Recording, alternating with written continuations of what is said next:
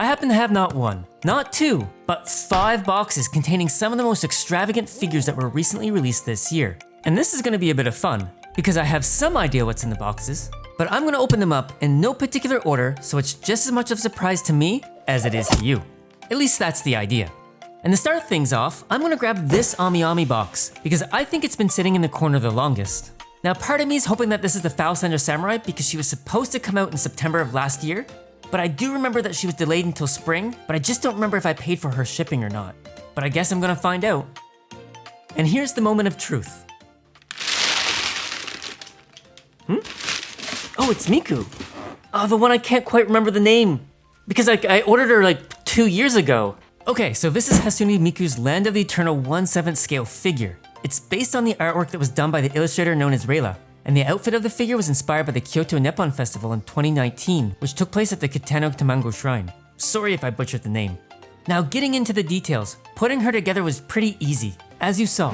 And I just want to say, she looks fantastic. I was preparing myself for disappointment because I thought she was going to look very plasticky, but she really doesn't. So starting from the top, everything about the head is awesome. From the welcoming facial expression, to the ornaments in her hair, to the leaves on the horns. There's a lot of little details that keeps me staring. Then we get to the outfit. There's a lot of texture in the cloth, and so many different strands of fabric everywhere. I like that there's a lot of layers in her outfit that makes it so complicated despite being so simple. And the flowing back of the outfit also stands out, especially with the cloud-like mist that is coming from the end of it. It really gives me that Water Maiden vibe with the mists and walking on water. And speaking of walking on water, the base is actually a very interesting idea that takes a very basic base and makes it stand out. And that is something I approve of. And I do want to say that I love the detail in the wasaga, or umbrella. It's actually really well done. And one of the reasons why I appreciate it so much is the washi, or paper, is asymmetrical, which makes it feel a bit more used and realistic.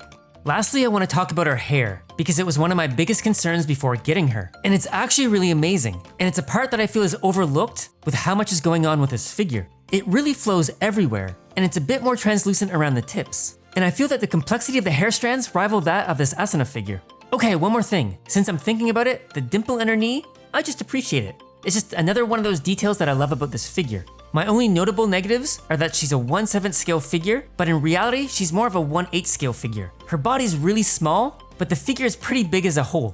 Overall, she's a mind-blowing figure that really stands out compared to other figures. Definitely one of the best Miku figures in my opinion, but then again, there's over 1,000 Miku figures, so it's really hard to compare. Now going back to the Kyoto Nippon Festival, I did a little searching and found some artwork on Zero-chan, and I noticed that a lot of the artwork had the same themes. And you know that I like to make custom bases, but I really like her base, so I'm gonna build a small diorama around this figure. And truth be told, I did get some inspiration by Miku Ed's post on Reddit. The way that they decorated their Miku shelf is truly amazing. So I wanna build something similar, and here's the material that I have to work with.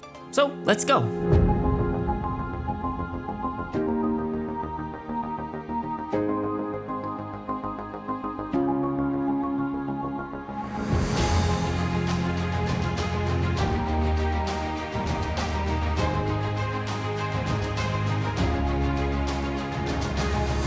Now I'm super happy with the way this turned out. I really think that decorating your shelf with a theme related to the figure really makes the shelf pop, and I highly recommend you experiment doing this yourself. So I already used a lot of time talking about this figure, so let's move on to the next. I guess I'm gonna grab another Ami box, because it seems like I got a lot of figures from Ami. And this one is... Yes! Prince Eugen! Okay. So, this is Prince Eugen's 1/7 scale figure from Azure Lane, which is based on a World War II German heavy cruiser that sailed with the Bismarck and assisted with the sinking of the British capital battle cruiser Hood. Now, whether Prince Eugen did this in Azure Lane, I couldn't tell you, since I didn't play the game. I just like the character designs. Now, let me say, I didn't think anything could top Miku, but Prince Eugen, holy hell, she is beautiful. I can see why people went crazy over her, which makes me even more glad that I was able to get my hands on her. There's just so much to look at. Starting with the figure itself, I love the outfit. There's a lot of detail and I love how they mix the use of matte paint and gloss metallic paint. The pose itself is very catchy and it matches the artwork found in this art book. Sorry, I had to shamelessly pull it out because I love these art books. Also, the expression on her face really suits the cockiness of the character. Obviously, I love the flowing hair, and it may not be noticeable, but around the tips of the hair, it's a bit translucent. And the whole character just kind of floats. It kind of reminds me of Herishar Kiana's figure from Honkai Impact. What really stands out for me though is the mechanical limbs and the ship parts. They really bring a whole new level to this figure. For my friends that aren't even into anime figures, something about these ship parts catch their eye and they're like, oh my god, what is this? It is so extremely well done. And as for the base, though basic, it kind of fits Azure Lane's theme. Though it would be kind of cool to get a blue plastic sheet and stick over it so it'd appear that she's floating over water. Overall, I can't decide whether this figure outdoes Miku. It's so different and so beautiful, and unfortunately, it makes me want to collect more Azure Lane figures like this. But anyway, we should be moving on to the next figure. And it looks like we're gonna grab another Amiyami box, because I have a 50-50 chance on guessing who it's gonna be, and I'm hoping it's gonna be a boat. Otherwise, it's just gonna be disappointing. And so, am I right? I am. It's the USS Baltimore. But with cleavage, as you're probably already aware. Anyway, this is the Baltimore 1/7 scale figure from Azure Lane, which is based on a World War II American heavy cruiser. And I'm glad that I got her right after Prince Eugen, because I can put them now side by side and you can tell me which one you prefer. Now, I'm speechless. It's another ship with big guns. I said guns. There we go.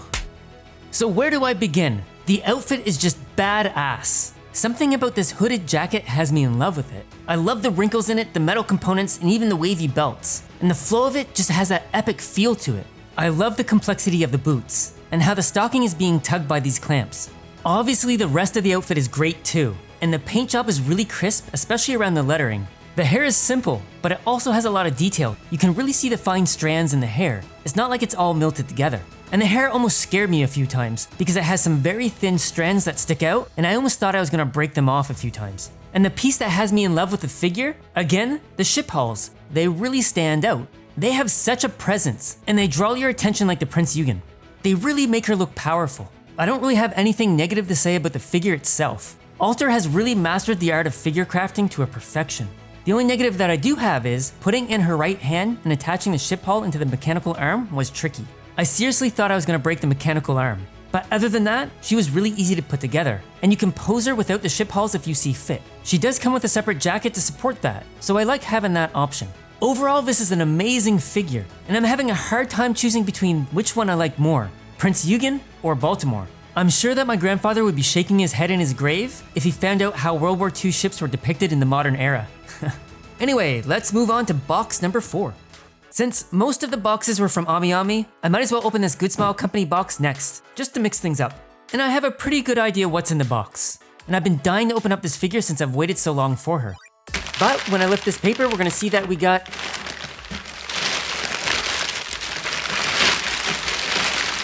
Nia. So, this is Nia's 1/7 scale figure, which represents her blade form from Xenoblade Chronicles 2. Sorry if I spoiled that for you, but the game has been out for a while, and I totally recommend playing it. Now, Nia was a very interesting pre-order because they only allowed you to pre-order her for a short period of time, and it felt like you only had a few hours to days, depending on the website. It really made no sense, so I'm really lucky to have her here. Now, is she as epic as the first 3 characters in this haul? Well, yes, she is. I'm just gonna jump into it and say how awesome her outfit is. I'm a real sucker for gold on white, and the red complements it all. And I love the design of the fantasy-style, traditional-like outfit. I think that the layers on the outfit, though a bit more subtle than Miku, really add to the complexity and sharpness of the outfit. And the crystal core in her chest is a nice touch. But speaking of sharpness, the sword is out of this world. I love the water effect of it, and just how all the parts are interwoven. It looks like it was just very complicated to make. As for the hair, it looks great. Flows everywhere, love the pigtails. And the ears and the decorations around them also grab your attention. And her boots look very pointy. Now, going over things that I'm not 100% happy with, the facial expression is pretty uninspired. It looks good, but it feels like something is missing. Like it doesn't have enough emotion, especially for a character that has such strong emotions. And I wish that the white fabric on the outfit was less plastic-like, and it had a bit more of a satin metallic flake in it, or anything that makes it feel more like fabric.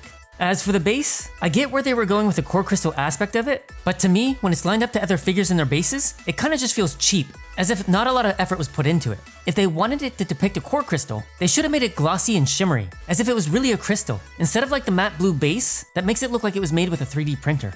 Also, I really don't like her hair stands, but I understand the need for them, because her leg is the only thing that's holding her up, and if you don't use them, she'll probably sag over time. But overall, she's a beautiful figure despite my nitpicks. A perfect addition to the Xenoblade figures that have already been released. And just having her makes me want to go back and play Xenoblade Chronicles again. Maybe that's what I'll do after this video. But anyway, now onto our last box. And since this is our final box, I already know what this is, so let's waste no time and get it open. And without further ado, we have Black Rock Shooter. So, this is Black Rock Shooter's HXXG Edition 1/7 scale figure, which oddly enough is a character inspired by the song named Supercell, which was a song that was featured in a Vocaloid Hatsune Miku game. It would have been nice to open up Miku and her side by side, but what can you do? Anyway, let's give her a closer look. I give up. Each figure in this haul has surpassed my expectation, and this one is no exception. It is absolutely insane. So I'm not sure where to start, so I guess I'm gonna start with the base. She has a generic black base. Who am I kidding? This base is awesome. Yes, it's generic and black at the bottom, but above it is something that's out of this world.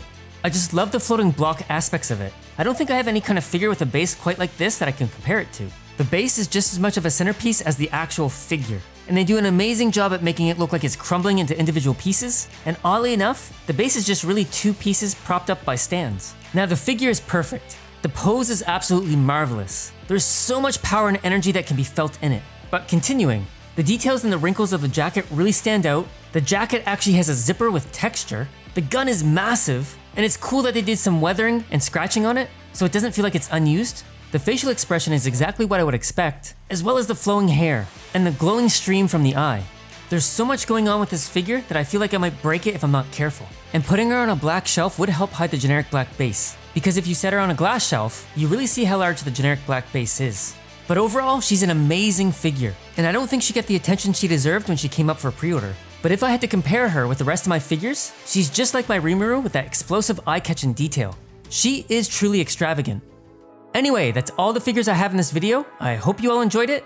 Let me know in the comments if these figures are really the best figures of 2023 so far. And if not, let me know what I missed. And I really want to say thanks everyone for helping me hit the 5,000 sub milestone. The last few months have been pretty insane, and I really appreciate all the support I've been receiving. It has been truly awesome. Therefore, I want to say thanks again for watching. I hope to see you all again soon, and take care.